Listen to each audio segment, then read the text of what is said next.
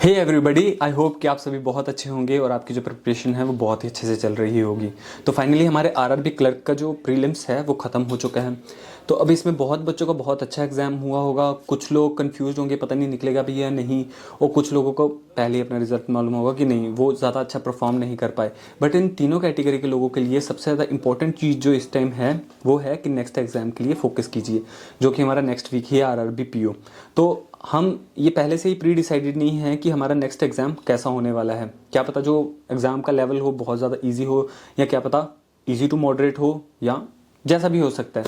तो हमें उसके लिए प्रिपेयर करना चाहिए। तो लास्ट के जो 5 दिन बचे हैं इसे अच्छे से यूटिलाइज़ कीजिए, मॉक्स वगैरह दीजिए और अपनी परफॉर्मेंस को एनालाइज करते हुए आगे बढ़िए। बट आज की इस वीडियो में हम बात करने वाले हैं जैसे ही आपकी इन दोनों प्रीलिम्स हो जाते हैं उसके बाद आपका क्या होगा कि नेक्स्ट जो आईबीपीएस पीओ की नोटिफिकेशन आ चुकी है उसका prelims, and IBPS clerk SBI PO, ये सारे एग्जाम की भी नोटिफिकेशन धीरे धीरे आ जाएगी।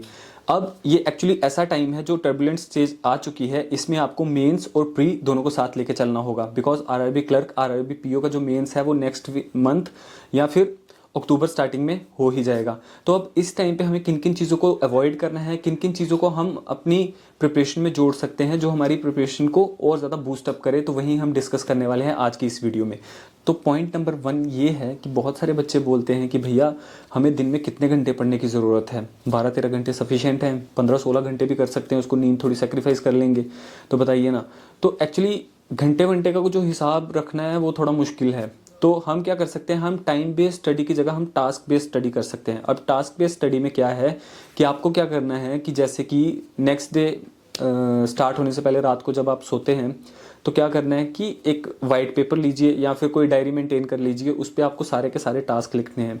जैसे कि मैं अपने टाइम पे करता था कि अगर मेरे को सबसे पहले उठ के इंग्लिश का पढ़ना था तो मैंने एक कंपार्टमेंट बना लिया है 7 बजे से लेकर 10 बजे तक का। तो उसमें मुझे ये 3-4 चीज़ें करनी है इंग्लिश के लिए। सबसे पहले मुझे एडिटोरियल पढ़ना है, देन उसके बाद मुझे उसके मिसलेनियस क्वेश्चंस प्रैक्टिस करने हैं, एंड उसके बाद इंग्लिश की कोई क्लास देखनी है जहाँ पे मुझे सारे नए नए कॉन्सेप्ट सीखने हैं, और अगर पुराना कुछ रिवाइज करने वाला तो वो चीज़ें करनी है। तो ये कंपार्टमेंट हो जाता था 7 से 10 का।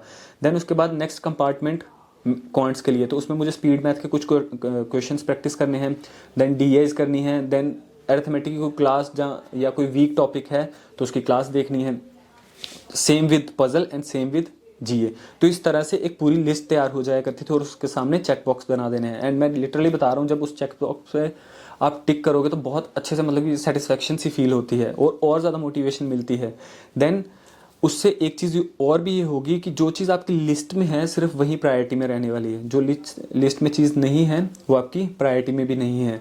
तो इस तरह से जब आप स्टडी करोगे तो आपको टाइम को कैलकुलेट करने की ज़रूरत नहीं है। जैसे ही आपके ये सारे टास्क कंप्लीट हो जाते हैं तो उस दिन का आपका काम हो गया। देन नेक्स्ट डे के लिए आप और ज़्यादा टास्क उसमें ऐड ऑन कर सकते हो, मॉक ऐड कर सकते हो, कुछ चीज़ें अगर आपको मॉडिफाई करनी है तो वो कर सकते हो। तो ये एक प्रोफेशनल वे है।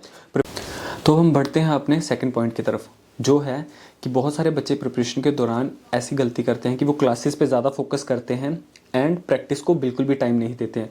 तो ये आपकी प्रिपरेशन में सबसे बड़ी गलती हो सकती है। बिकॉज अगर आप सिर्फ क्लासेस देखते रहोगे तो आप किसी से सुन रहे हो, कॉन्सेप्ट क्लैरिटी के लिए वो चीज़ अच्छी है, बट अगर आपको लॉन्ग टर्म में क्वेश्चंस को अगर सॉल्व करना है, अगर आपको अच्छा परफॉर्म करना है तो उसके लिए प्रैक्टिस ही आपको बचा सकती है। अगर आप गुड अमाउंट ऑफ क्वेश्चंस को प्रैक्टिस नहीं करोगे तो वो जो कॉन्सेप्ट आपने लर्न भी किया है क्लासेस में वो आप भूल जाओगे। तो इसलिए आप क्लासेस की जो प्रोपोर्शन है वो बहुत ही कम रखिए एंड जो प्रैक्टिस वाला पार्ट है उसको बढ़ाइए। तो उससे क्या होगा कि आप जो कॉन्सेप्ट्स लर्न कर रहे हो उसको रिटेन कर पाओगे लॉन्ग टर्म के लिए।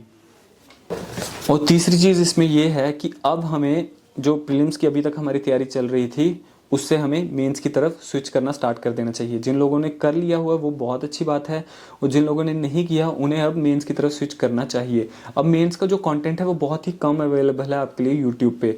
तो उसके लिए आप क्या कर सकते हो, कोई अच्छे मॉक्स जो हैं वहाँ से प्रैक्टिस कर सकते हो।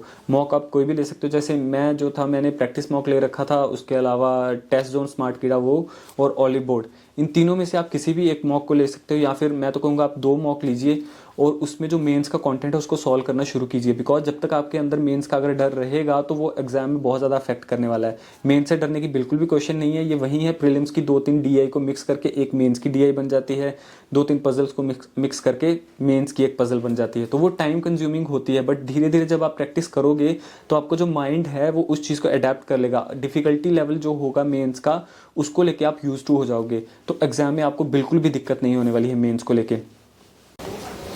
तो ये जो 3 चीज़ें हमने डिस्कस करी हैं अभी, इन तीनों को आप अपनी प्रिपरेशन में अभी से इम्प्लीमेंट कर सकते हो, जिससे कि आपको एग्जाम टाइम पे बहुत ज़्यादा हेल्प होने वाली है। एंड एट लास्ट सबको इंडिपेंडेंस डे की बहुत बहुत शुभकामनाएं। एंड अगर वीडियो अच्छा लगा हो तो लाइक कीजिए एंड अपने जो डाउट्स हैं उनको कमेंट बॉक्स में लिखिए। Thank you.